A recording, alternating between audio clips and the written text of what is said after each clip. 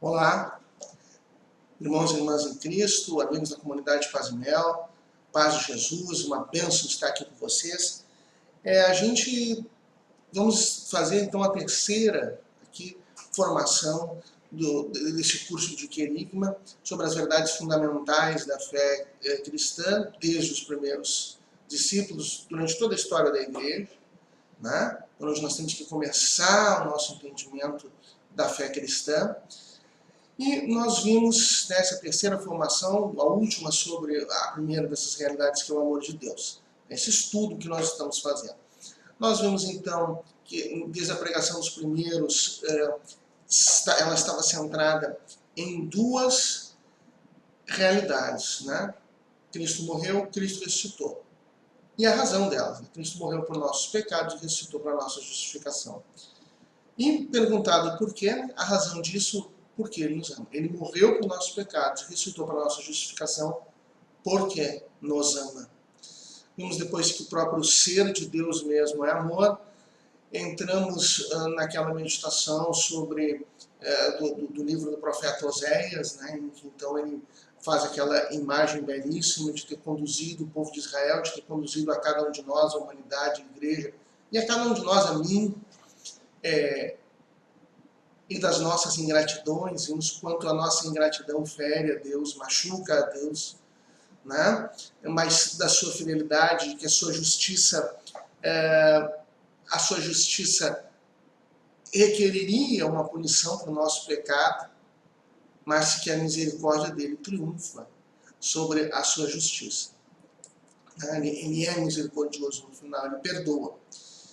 E vimos que também vimos aquela grande meditação de Santa Catarina de Sena, né? Falando da criação como prova do amor de Deus, aquela experiência que ela teve, aquela revelação íntima de que Deus nos criou porque concebeu o ser humano, tendo concebido, se apaixonou pelo ser humano de tal maneira que, na sua onisciência, sabendo de todos os pecados, todas as ofensas que o ser humano faria contra ele ainda assim decide criá-lo e amá-lo, pelo amor apaixonado que tinha. O fogo do teu amor, dizia Santa Catarina de Sena. E seguimos vimos que a essência de Deus mesmo é amor, Ele mesmo é amor. Vimos as formas com que Deus nos ama, né? Vimos o amor de pai, que incentiva, que cobra, um amor materno, né? Que quer carregar no colo, que não deixa, que não quer deixar jamais que nenhum mal aconteça. Às vezes Deus se manifesta de uma forma, às vezes de outra. Um amor apaixonado e um amor de compromisso, um amor que quer permanecer conosco, que quer estar conosco sempre, né? Vemos que às vezes as próprias advertências de Deus, aqueles que chamam de castigos, são também para a nossa para que nós mantenhamos o bem máximo, que é a eternidade, né? Para nós, não, olha, estamos indo por um caminho ruim, nós temos que voltar para o caminho bom. Ele que nos criou sabe o que é melhor para nós. Bem, com tudo isso, nós chegamos aqui e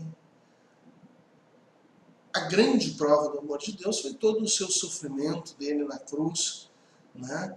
Só que Cantalamessa nos diz assim, alguém poderia dizer, não, mas, bom, agora se passaram 2000 anos, agora aquilo passou, né? Talvez como os discípulos de Emaús, né, que estavam desanimados, morreu, o que nós vamos fazer? E o Cantalamessa diz, não passou, ele está conosco. E existem três realidades que nos mostram a questão da atualidade desse amor e a realidade, o grande consolo para nós que é essa atualidade, esses fatos eles são do passado, mas eles permanecem em nós. O primeiro fato, a primeira realidade é a realidade da ressurreição, né, que marcou profundamente os apóstolos. Bom, ele morreu, mas ele ressuscitou. Então essa demonstração de amor da morte, não acabou, e do sofrimento, não acabou nessa morte. Ele ressuscitou, ele está vivo. Então, para os apóstolos, isso foi uma experiência pessoal. Não foi simplesmente uma imaginação. Não, ele continua vivo nos nossos corações. Não é isso. Não, o catecismo diz que a ressurreição é um fato real. Mas, não. Tudo continua válido. Todas aquelas palavras continuam válidas. Na experiência dos discípulos de Emaús, essa era a grande tristeza deles. Bom, esse Jesus, ele veio, ele ensinou tantas coisas bonitas, ele mostrou tanto amor. Ele deu uma doutrina nova, ele realizou prodígios, ele realizou curas. Mas agora morreu, sabe? Passou tudo, então não valeu de nada. E quando eles têm experiência do Cristo ressuscitado, ele está andando aqui no nosso meio, ele nos rememorou as Escrituras, desde Moisés, mostrando que essas coisas tinham que acontecer, a morte tinha que acontecer. Aí então tudo muda. Tudo aquilo ganha sentido, não vale sim. Nós não estamos naqueles dias, nós não fomos discípulos físicos de Jesus. Nem testemunhamos fisicamente sua ressurreição. Mas nós podemos crer no relato dessas pessoas que estavam lá e viram.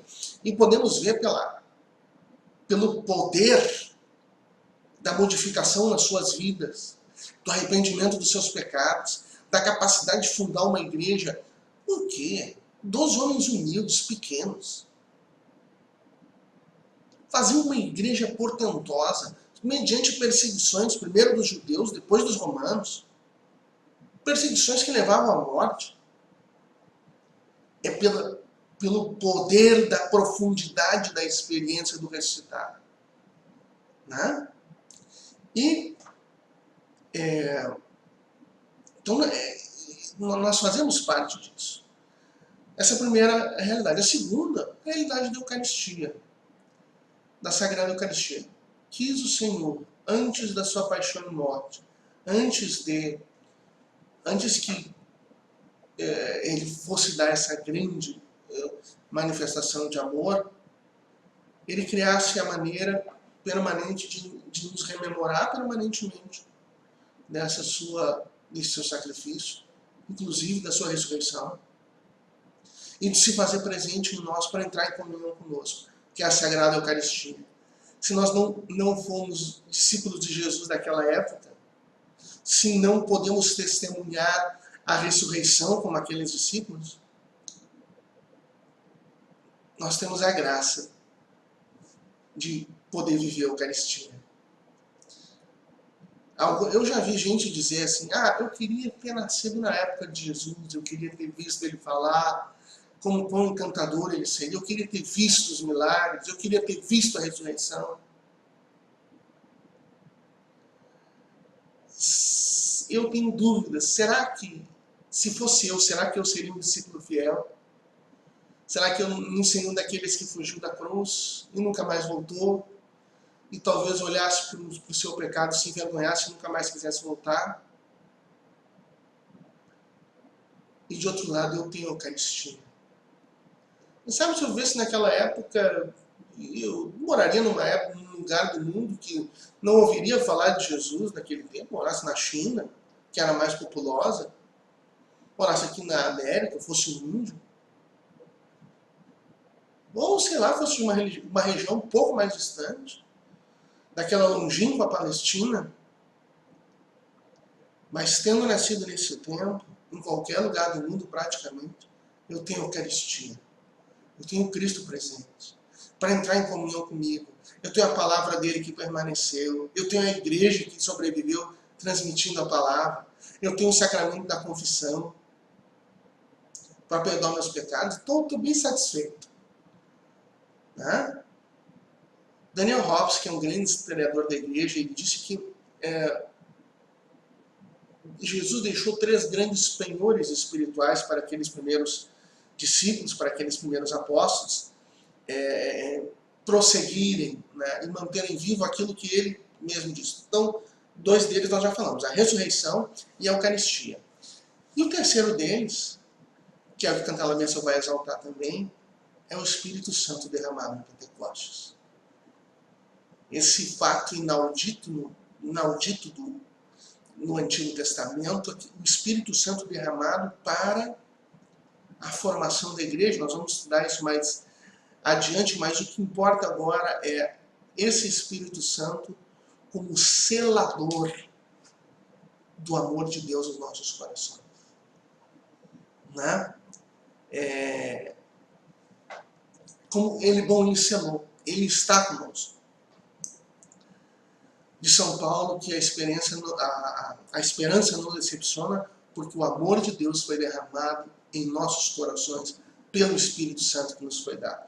E essa marca do Espírito Santo, Cantalamessa, ele compara assim com quem, como a parábola do tesouro escondido dos apóstolos, que Jesus fala para os apóstolos, de que bom, o homem anda a procurar, ele queria pérolas preciosas, então num lugar ele encontra. E ele adquire aquela pérola. Bom, então agora ele tem. O Cantalamessa diz que o amor de Deus, quando ele é selado nos nossos corações pelo Espírito Santo, é mais ou menos assim. Antes nós ouvimos falar do amor de Deus, tá, é muito bonito, mas ele não é meu. Como se um admirador de quadros fosse num museu e visse um quadro, aquele quadro ele acha lindo. Quando o Espírito Santo ele sela o amor de Deus em nós, é como se aquele apreciador comprasse o quadro e agora ele tem na sua casa. Agora ele tem a segurança que ele sempre vai ver esse amor, ele está sempre acessível. Então, e é assim mesmo. Eu vivo essa verdade, graças a Deus, há 30 e poucos anos. Né? O amor de Deus selado no meu coração. Não posso mais duvidar, não posso mais o que ele fez em mim. Existem incontáveis provas no mundo afora, mas existe dentro de mim também. Né? Então, isso torna inafastável. Bem, então, esses três grandes penhores, e bom, agora o amor de Deus derramado nos nossos corações, este é o grande selador desse amor em nós. E nós vamos ter essa segurança de viver no amor de Deus. Falta falar de alguns caracteres do amor de Deus, né? Alguns caracteres importantes. Cantalamessa ele começa por um caractere muito interessante, que ele diz o seguinte: o amor de Deus por nós é um amor pelos inimigos, porque ele nos amou quando nós éramos seus inimigos, quando nós não amamos. De fato, ele na cruz diz: perdoai-os, Pai, porque eles não sabem o que fazem. E de fato, ele morreu por todos aqueles que o estavam matando. E ele amou, e nós entre ele, né, todo o catecismo diz que todos os pecadores estão implicados na morte de Jesus Cristo, então eu também. Então foi por mim. Então lá está o amor do Senhor. E eu posso ter, bom, nós ainda vamos falar mais disso, mas eu posso ter uma vida nova nisso. Então, mas eu era inimigo. Jesus diz que não há amor maior do que aquele que dá a vida pelos seus amigos. Né? E ele deu. Mas só que o Cantalamessa ele faz uma explicação muito interessante, porque ele diz assim: quando Jesus diz isso, ele está dizendo assim, que ele é amigo de todos, ele ama a todos. Mas não que os outros o amem. Da parte dos outros, ele era um inimigo. Ele era alguém a quem não se amou. E ele dá como um exemplo concreto, quando Judas vai trair Jesus, né, e ele havia combinado com os soldados dos sumos sacerdotes dar um beijo em Jesus, e ele vai dar um beijo, e aí Jesus diz assim: amigo, com um beijo traís o vosso próprio mestre. Ele diz assim: amigo. Judas não estava sendo amigo de Jesus, mas Jesus estava sendo amigo de Judas. Quis dar uma chance. Te arrepende, volta.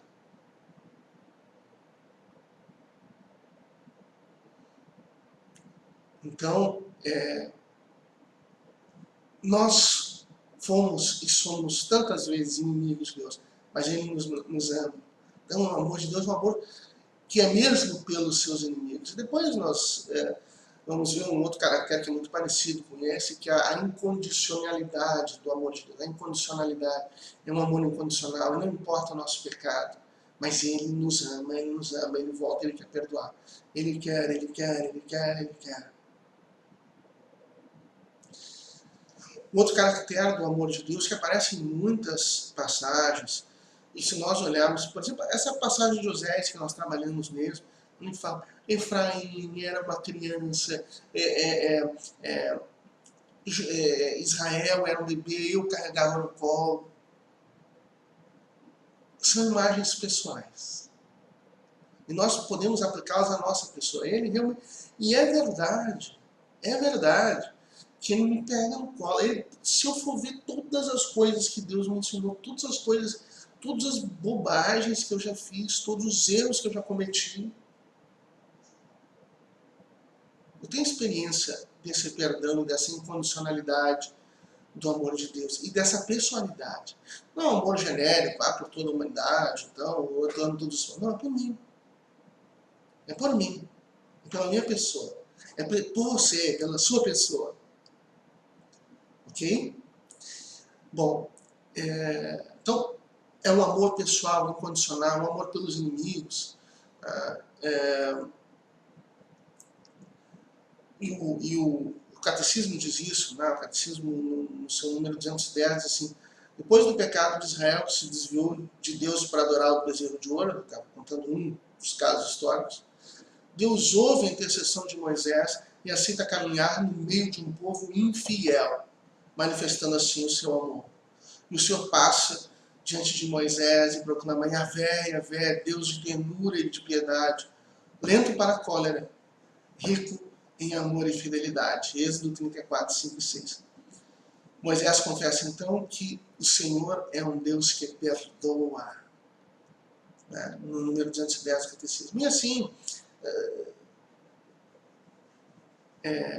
também diz o catecismo, ao entregar seu Filho pelos nossos pecados, Deus manifesta que o seu desígnio sobre nós é um desígnio de amor benevolente, que antecede a qualquer mérito nosso.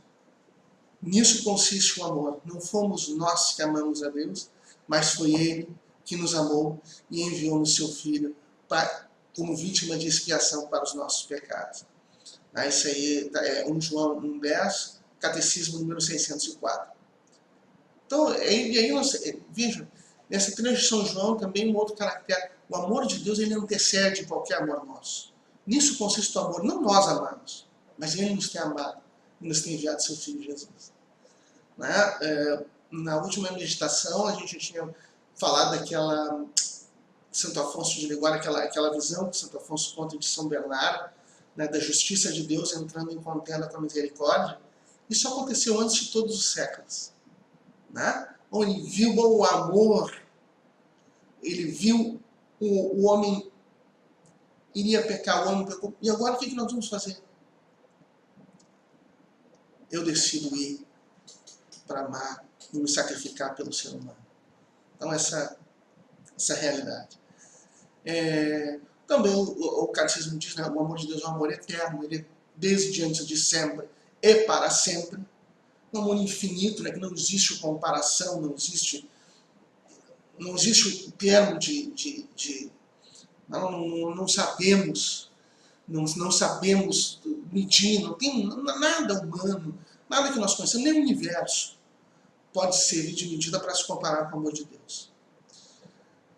Quando nós falamos da incondicionalidade do amor de Deus, é importante dizer que ele significa a abertura de Deus a nosso pedido de perdão, ao nosso perdão, e a nos receber de volta sempre. Mas ele não subtrai o nosso livre-arbítrio. E por isso a possibilidade da morte eterna, do inferno, ela segue aberta para nós. Né? Então, Deus nos ama, mas depois nós vamos ver, nós temos que fazer a nossa parte também. E nesse amor de Deus, é um amor de Deus também que Ele sabe sempre o que é melhor para nós, E muitas vezes nós passamos por provações e dificuldades que Ele permite. E se Ele permite é porque nós podemos dar um passo com eles. E esse mal pode ser convertido em um bem para nós. Claro, sempre se nós temos em vista o nosso bem eterno, não o nosso bem aqui. Uma doença. Uma doença, talvez materialmente aqui, seja sempre ruim. Mas essa doença pode nos aproximar de Deus. Ou uma situação difícil, como um desemprego, ou a perda de um familiar, um amigo. Nós temos que... Deus nos permitiu, e existe essa realidade, Santo Agostinho fala dessa realidade. Bom, eu estou aqui, né? Por que Deus permite o mal? Veja, Ele não faz o mal, mas Ele permite. Quem faz o mal é a humanidade, mas Ele permite. E se Ele permite, é porque, bom, nós estamos aqui, nós queremos ser bons, nós procuramos fazer o bem, nós procuramos amar. Mas, e se não passa nenhuma dificuldade, tudo bem. Agora, se nós sofremos uma dificuldade e nós a superamos, nós decidimos amar e ser melhores, e continuamos a trabalhar e a cumprir com os nossos deveres, e a ajudar o nosso semelhante, mesmo quando às vezes somos traídos, nós continuamos na verdade, mesmo quando às vezes a corrupção parece ser mais fácil. Bom, aí nós estamos provando um mérito e nós estamos demonstrando um amor muito maior. E aí nós nos tornamos pessoas melhores. É para nos tornar pessoas melhores que Deus permite o mal. Ele sabe o que é melhor para nós. Existe um outro caractere do amor de Deus que o Cantalamessa ressalta e que é mesmo muito importante, porque ele não diz respeito simplesmente a Deus, mas ele diz diante de todas as coisas, que é um amor vitorioso e inafastável de nós. E ele se baseia, né, se reforça naquele trecho de São Paulo, né, no Romanos 8, diz: nem a morte, nem a vida, nem os anjos, nem os arcanjos, nem os principados, nem as potestades, nem nada pode me afastar do amor de Deus. Né? Porque Cristo já fez. Nada pode me afastar do amor de Deus. É que nós temos na nossa vida essas dificuldades. Nós temos as provações, nós temos os sofrimentos que acontecem na nossa vida. Nós temos os nossos próprios pecados.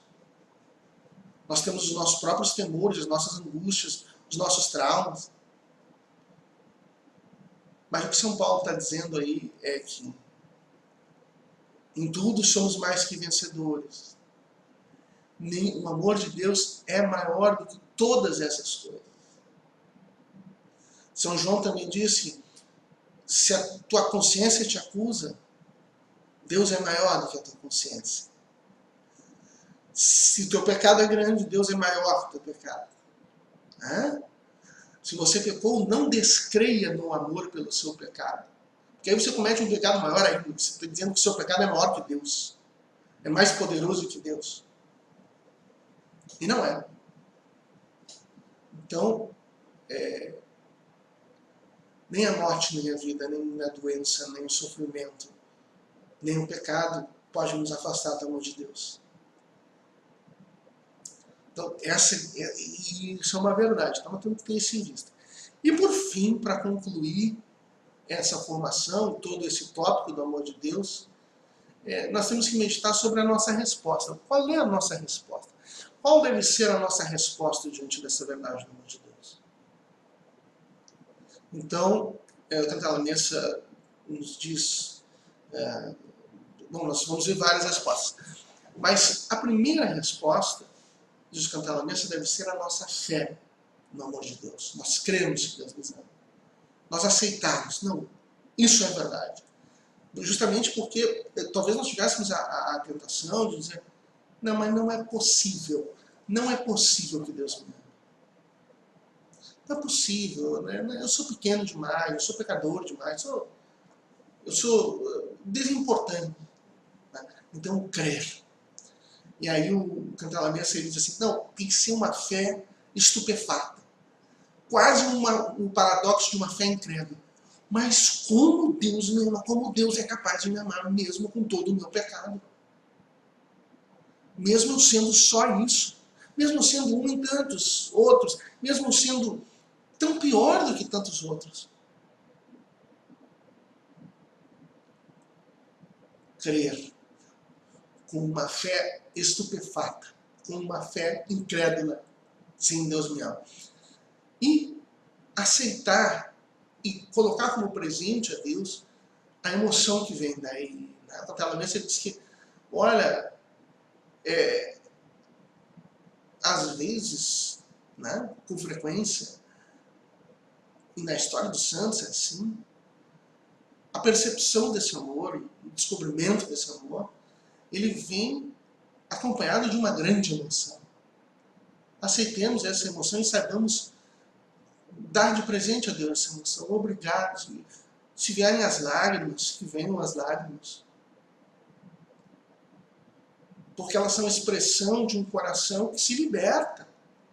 De um coração que descobre uma verdade belíssima.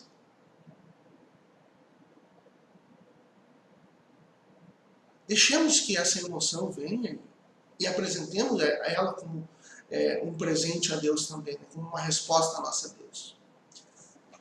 Mas, claro que não é só emoção. E não é a emoção que é mais importante ao longo da vida. Outra grande resposta que nós somos chamados a dar é o amor de volta a Deus. E esse amor não é essa emoção. Muitas vezes ela vem para nós gratuitamente. Mas ela é o amor de amar, de ser fiel, de obedecer. É um amor que tem um caráter sensível, sim, né?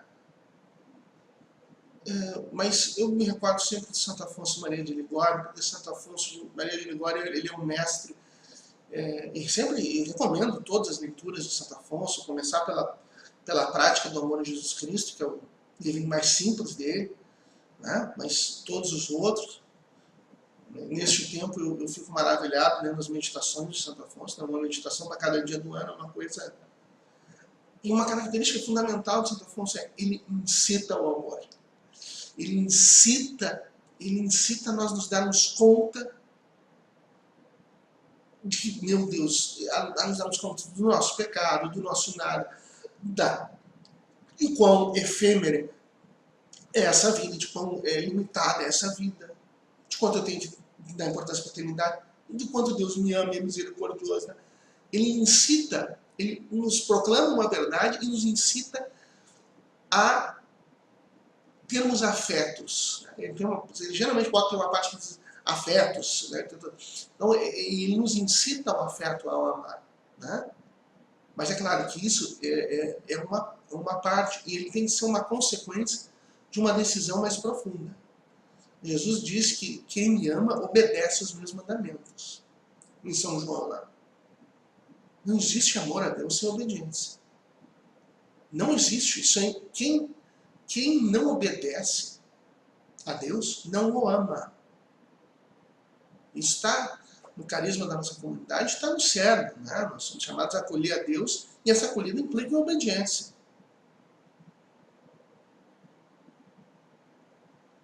Obedecer a Deus. Então, amar, obedecer. Uma outra resposta, então, rezar, orar, dar tempo a Deus, ouvir a Deus. Ouvir o Senhor. Meditar na sua palavra, meditar na liturgia das horas, a Santa Missa, o Santo Terço, tantas formas de oração. O Catecismo nos coloca também uma forma privilegiada de oração, que é a adoração, nos colocar diante do Santíssimo Sacramento, silenciar diante dele. Ainda, como resposta ao amor de Deus, o nosso amor ao próximo, né? O amor concreto ao próximo, fazer o bem, ajudar, doar-se. Deus quer isso. E São João diz isso, né? Quem diz que ama Deus e não ama o seu irmão é mentiroso.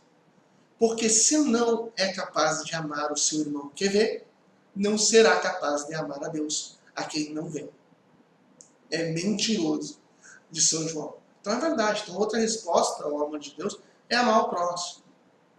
E uma última resposta é evangelizar, anunciar, falar de Deus, falar dessas verdades, falar do amor de Deus e das outras verdades que nós vamos ver aqui.